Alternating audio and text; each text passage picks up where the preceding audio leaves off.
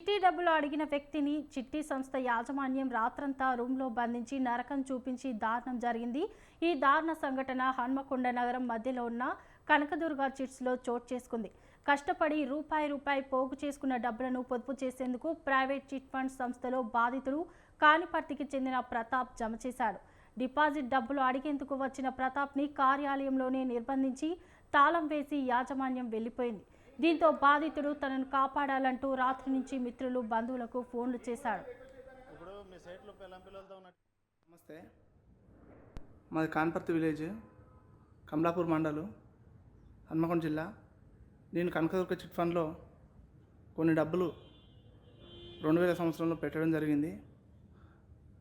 నేను ఒక 2 సంవత్సరాల నుంచి నా డబ్బులు నాకు కావాలని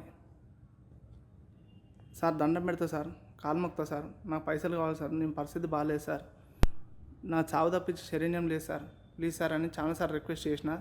చైర్మన్ తిరుపతి రెడ్డిని, వాళ్ళ అల్లుడు కమలాకర్ రెడ్డిని రిక్వెస్ట్ చేస్తే ఇస్తామన్నారు, ఇవ్వలేదు.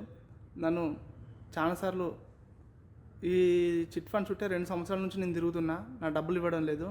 మరలా నేను ఒక 2-3 నెలల క్రితం వచ్చి ఇక్కడ నేను సాయంత్రం దాకా నేను ఇక్కడ నా పైసలు తినే పోతా అంటే నన్ను మెడలు బట్టి బయటికి ఇగ్గడం, అది చేయడం ఇది చేయడం చేసిర్రు. ఒకరోజు పైసలు అడిగితే దురుసు ఎట్లా పడితే అట్లా ఏం పీక్కుంటో పిక్కపో అని తిట్టిర్రు. మళ్ళా ఈరోజు పొద్దుగాల వచ్చిన నేను మొన్న వస్తే మొన్న 3 రోజులకు అన్నారు. అట్లా